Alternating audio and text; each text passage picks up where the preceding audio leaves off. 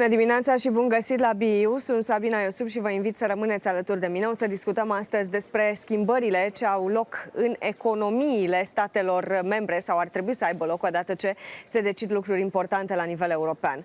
Invitații mei de astăzi vă vor explica totul. Today here with me in the European Parliament in Strasbourg are Paul Tang from Netherlands. Thank you so much for your presence. And Dragoș Păslaru from Romania. Thank you so much for your presence.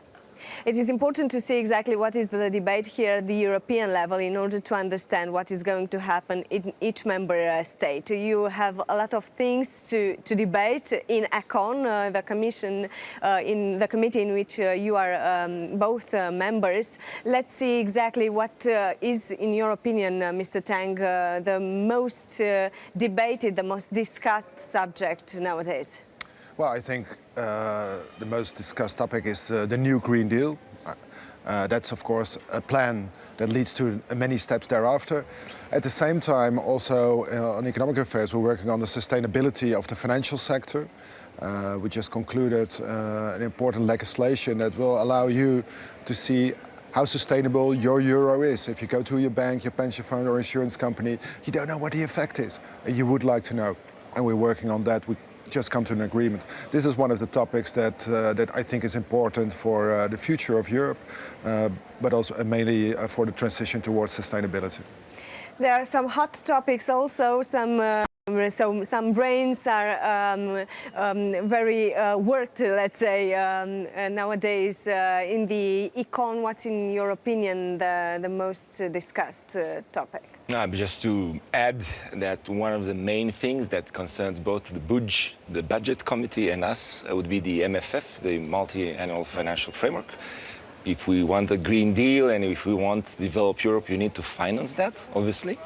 And we are right now in the middle of important debate with the Finnish presidency, not necessarily listening to what the European Parliament has actually asked for. They were actually cutting the budget in most of the budgetary chapters, and we in the Parliament consider that unacceptable. I'm directly involved in the MFF as a rapporteur on the reform support program, and I'm also shadow rapporteur from Renew Europe on the InvestEU program, so I'm directly involved with the MFF negotiations. And I think that this is really critical, that the European Parliament will, based on the co-decision process, will impose its point of view that we need more resources if we want to set up a higher ambition for developing Europe.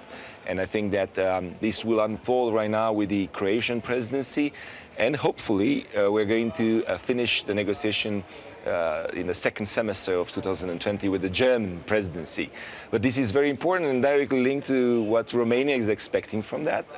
Romania right now is looking at the cohesion policy to finalize many reforms in very many fields of activity, including infrastructure, including issues related to tackle with the Green Deal reform. We are looking at the Just Transition Fund to see how that will actually fit into the picture.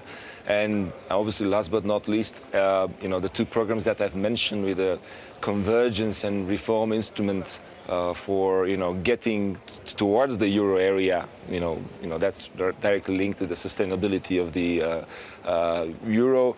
And also with the InvestEU, this is actually a program that allows for both the private sector and the public sector to use this particular opportunity to develop.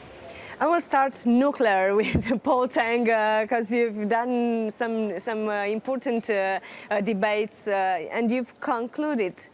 Again, you've said on this topic. It just shows that nuclear energy is still a very contentious issue. So we come to an agreement, I think, on December 5. And then the Council, the countries were upset and divided, I must say. On the one hand, there was France and Eastern European countries like Romania saying, no, we want to have nuclear within the framework of sustainable finance. And there were other countries saying, no, we don't want that. And for example, Austria and also Germany is very reluctant. In fact, the discussion is not exactly on nuclear itself. I think it is part of our energy supply, of our electricity supply. But should it be included in the sustainable finance framework? That was the real, and I think personally, I think it would have contaminated the framework from the start. If you want to know what is sustainable and you invest your euro in nuclear, you may get some doubt, right? You're not sure, is nuclear sustainable? Even that you raise the question already makes the framework, including nuclear in the framework, not credible. So that was my point of view. Then again, we find a sort of compromise, and I think which forced, in fact, France and the UK to back down. And now hope we find an agreement. So nuclear is perhaps part of the transition, is the conclusion, but it's certainly not at the same footing as the renewables like sun and wind. So I think it's a fair compromise. But in the end, France and the UK backed down and didn't get what they want. What is actually the effect on the member states? What the effect in your country, in Romania also? What's the effect of this whole debate of the decisions you've taken? I think it will have an effect in the sense that you need private investment to shift, right? We need to shift it away from fossil fuels towards renewables. I think that's the most important change. But we also have to shift, let's say, cars from combustion engine to electric cars. So you need private investment to shift. This is what it's about, what we try to achieve here, so that you know if you save €1 in your pension fund or your insurance company, that you know that it will contribute to this transition. Now, nuclear is, of course, still contentious. Is it sustainable? Some say yes. I say no, and many with me. So this is still in between and, in a sense, up in the air. But I'm very happy to see that we now have a framework, because we need the financial sector. It's a pivotal role in the economy. We need this shift in investment. This is exactly the kind of debate that we're having in the European Parliament, Sure. a debate that directly links to the life of the citizens. Let me start with the common denominator. So the common denominator is that we all agree on the Green Deal and on the fact that we need to invest in sustainable energy and in energy that will be renewable as the most important priority. Now, the contentious issue here is that it is clear that we cannot transition directly from what we have right now as an energy mix towards a mix where you have just, sustainable energy. Of course, there are quite a few countries that still have fossil fuels, and they still are relying on carbon, on mining. And for those countries, we have the Just Transition Fund, and it is clear that we need to look for a period in which we are diversifying or recreating resources in the mix that will allow to have a greener mix. Now, the problem for a country such as Romania is that we cannot do two reforms at the time. We cannot, just shut off everything related based on carbon, and at the same time diminish or not to invest anymore in nuclear. We need some time. We need some time. The question is, do we have the resources to do that? In our case in Romania, just to be very clear for our viewers, we have the Cernavoda nuclear plant. The first reactor needs to enter into modernization, so that will take about 3-4 years. And we have plans for developing the third and fourth reactors as well. Now, if we are investing in that, even if it will be a transition until 2050, it will allow us to actually, shift in the mix from the carbon-based component to other components. So it's actually really a transition period. Now, the effect on the legislation is that access to finance these kind of investments, like modernization of first reactor and build-up of the third and fourth, can actually be based on cheaper sources that the European Union is actually putting forward as part of the Green Deal idea of investment, or that it will not be included in that, and we are going to try to figure out new ways, or put an additional pressure on budgetary sources with guarantees and so on of a national level instead of European level. So I think that the direction that was suggested by my colleague is actually correct, in the sense that in a particular framework of time that we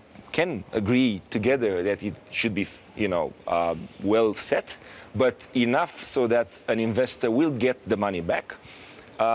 We should actually fund this particular component as well. We are not talking about grants here because these are not eligible for the cohesion policy anyway, but we are talking about investment and the kind of funds that that have been actually mentioned by Paul Tang. Do you want to add something? Yeah, no, because the concern, of course, is with nuclear that even if it's a transition technology, it will impose a significant risk also to future generations because you need to dispose of the waste. So that's the discussion that we will continue to have. I personally think that Romania is not on its own. So what you need in the end, and it's not just true for Romania, but also for the Netherlands or Denmark, is that you have a market where you can also exchange your energy sources. So you're not on your own. So you need sun from Spain, let's say wind from the Netherlands, water generated power from Scandinavia and Austria. So this is the best option we have. Pool our resources together and we are great, to be used the expression for Donald Trump. Make Europe great again, I would say, by combining all your... So you're not on your own in that sense. But you need the grid. And you need also so that all the countries but it's important. Yeah. So we need also to stick together on the energy projects at European level. So if some countries are actually looking at the Nord Stream with Russia and some other sources and left some other countries outside those projects, then we are going to have a problem. So we can agree that if we work together, we can actually achieve it better, but we need to work together. So that's actually the point. Let's go further to another subject, fair taxation. It was discussed in the last plenary here in Strasbourg, and I think it's a huge debate in Romania, for example. I don't know if in your country also. Everywhere. Yeah. I think people find it deeply unfair, and that the largest firms in the world, and these include the tech giants Facebook and Google, make billions in profits and hardly pay any taxes, do not contribute to our societies. I think that's deeply unfair. You don't have to be a left-wing guy to think that. I think that is across the political spectrum and across the countries. Now, what we need to do is come together and coordinate our actions, and this has proven up to now very difficult. But I think it's essential if you want to keep the trust of the people. And Where is the problem? You said it was very difficult. Where was the problem? I think sometimes it's also the lack of information, the not being prepared also to work together, which is blocking at least the European approach. But I think the pressure is growing because people are really upset and fed up with the fact that they have to pay taxes and the largest firms don't. So in that sense, I'm optimistic. It takes too much time and I'm sometimes impatient, but I see a change and I'm perfectly sure that in the year to come, we will see this initiative work out in reality. The point is now that we have in the OECD in Paris negotiations ongoing, which look very promising because they make a fundamental change to corporate taxation. And I think you need a fundamental change, new rules of the game. At the same time, you see that the US is backtracking on that, especially the Trump administration first engaged, then withdrew, now imposed sanctions on France because they want to introduce a digital service tax. And this may derail the negotiation. That would be a pity. Would be a real pity because I think we both agree we would like to have a global agreement. But if the global agreement is not within reach, the ball comes back to Brussels and we need to have a European initiative. Let's see exactly how all this is seen from a Romanian point of view. This time I'm not going to talk about the Romanian perspective, I'm talking about a slightly different ideological perspective, and that's part of the debate we have in the Parliament. We in Renew are more pro-market. We have a common denominator. The common denominator is that there is an increasing perception of tax avoidance practices and tax erosion, so that's been profit shifting. And there is clear that the civil society and the voices in the society are fed up with this particular behavior. Now, based on that and on the fact that there are ethical issues with multinationals, my statement and my motion here would be that we should not actually see this as a war with the large corporates. I don't believe that this can actually be only about that. This is about three things. It's about, indeed, again, the ethical behavior of multinationals, but on the other hand, if they see that there are gaps here and there, I mean, their normal behavior as a private actor would be try to, profit from that. But there's also the problem of the governments, the countries across the globe that are going to sort of a race to bottom thing and trying to provide facilities, sometimes, basically destroying the kind of, consensus around practices towards, treating multinationals. That's one thing. And the third thing would be the quality of fiscal and financial administrations. I mean, if we are, now I'm talking about Romania, the issue that multinationals are doing what they want is also given the administrative capacity of the fiscal administration that is basically zero without an electronic system of monitoring, putting in place.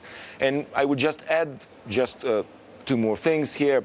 One is the fact that indeed we need a framework of cooperation where all the countries are sticking together, because otherwise you are going to have countries that are going to take advantage of that. And second, one of the key things in this process, it's not necessarily about, again, multinationals and governments, it's also about SMEs. If there is someone actually that should be, our focus would be SMEs and how much they pay in comparison with large corporates, because this is actually putting them as a disadvantage, and this is not fair. And if we agree that competition should be fair, and equitable taxation should actually envisage not only the citizen perspective, how to use taxpayers' money and public goods, but also how the smaller actors on the market, the ones that are actually the backbone of the economies, are behaving. So we really believe, again, this is not a war on multinational, this is about fair taxation with a focus on SMEs as actors, and we need necessarily a global framework for that. Yeah, but in effect, of course, you try to make a difference, but we agree. It's fair taxation, but let's face it, we are far away from fair taxation, because SMEs pay on average more than the multinationals. Yeah. So in that sense, you have to correct that. The problem is that the rules of the game comes from the start of the 20th century, where we didn't have multinationals. Exactly. So the rules of the games are not up to date, allowing mainly multinationals to determine where they make profits and where they pay taxes, putting pressure on countries to lower their tax rates and giving them good conditions. So you need to change the rule of the game so that countries themselves again determine where the companies make profits and where they pay taxes. Then the game of tax competition is over. So, and this is why you need a fundamental reform in corporate taxation, and this is what at the table at the OECD. And if that doesn't work, it should come back to Brussels, and we should really discuss the fundamental reform of the corporate taxation. It's doable.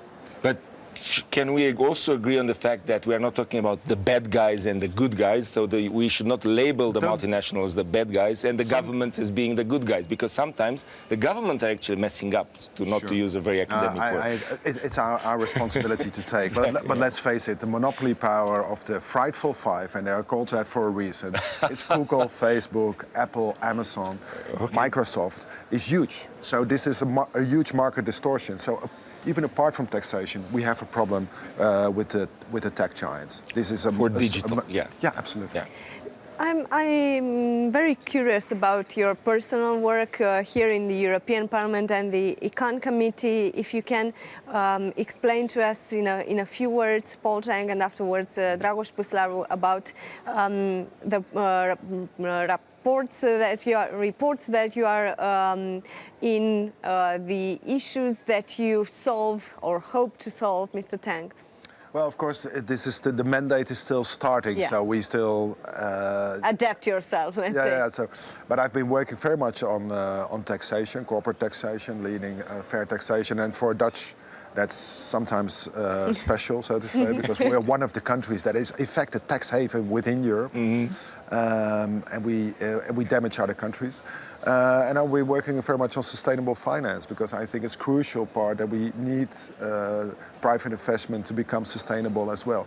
And I will continue to work on that, but I'm also, like I said, one of the issues at the table is the monopoly power, and this holds for the tech giants, but also for big pharma and in other areas where we see a concentration of money and power. And as a social democrat, that really concerns me. Not because it just distorts the market, it also buys political influence. And this is the dangerous development that we see. Dragoș Puslaru. I'm incredibly honored to, just being 5 months in the Parliament, to actually be the rapporteur on the reform support program. This is a very important file. On one hand, this is about setting up a precursor for what it can be in the future, the budget of the euro area, with a component that is focused especially for euro area, for budget and investments related to shocks that may happen in the euro area, and some sort of injection to allow that. On the other hand, directly linked also to the interest of Romania is what I've referred a little bit earlier, what is called the convergence and reform instrument for the non-euro countries. And also we have a component of technical assistance that we used to have in the past, but it's revamped right now and available for all the countries actually to be sure that they respond to structural reforms in a good way. Now, the file is very important, again, for a symbolic value of the proto-budget of the euro area, and also for the fact that for countries such as Romania, where political measures related to structural reforms are actually difficult in the short term, to give them enough resources or some resources to actually pursue them for longer run benefits. For instance, if Romania wants to invest in education or skills, instead of using money from the cohesion policy and others, where you do have some clear rules of engagement related to cohesion, here you can have this type of big scale reforms that you will see the benefit in only 20 years or 30 years. And again, Romania may have about 1 billion euro especially for that. If this money is going to be used well, it actually can propel us better in the process of real convergence and ready us for euro accession. And the other file, InvestEU, what can I say? We've been number 23 out of all the member states in Europe in terms of using the former Juncker plan, EFSI, because we did not have capacity, we were not well informed, the public sector was not agile enough as well. And right now, as a rapporteur from Renew Europe this time, I'm actually very keen in working with the EIB and all EIF and all the other institutions to be sure that we have the right setting for that. And right now we have a novelty, we have the social window that allows us to invest in social investment, skills, social housing, things that are so much needed in countries that are actually catching up. So 4 billion, out of which we can actually have investment projects in the range of about 100 billion euro, that Romania is fully eligible. So I think that it's quite exciting. We just have to access those money. Exactly, exactly. It's the same is true for the Netherlands, by the way. So we're not always using this money. Exactly. But I think it's promising, especially for Romania. But in the end of the day, we also need, within the budget, within the MFF discussion, we need this solidarity mechanism. So it's not just about, because this is leveraging private money, but we also need some public money to help countries, because it's part of the European ideal that we help each other on the way up. Absolutely. And one last thing here, the blending mechanism is very important. So to use grants from the cohesion policy, but to have a leverage on them with this kind of investment and institutional support from financial institutions such as the EIB. I also want to mention that I'm in the working groups that we've just set in the Econ Committee. I'm going to be part of the on the Euro accession and the Eurozone working group. So I'm also well placed to more or less coordinate not only through the report, to the file that I'm working on, but also to the overall agenda. So these are the news from my side. So we will meet each other again in order to discuss about these issues. Thank you so much for your presence, Paul Tang, Dragoș Păslaru. Vouă celor de acasă vă spun să rămâneți pe Antena 3. Nu uitați că ne revedem și sâmbătă viitoare. Cu bine!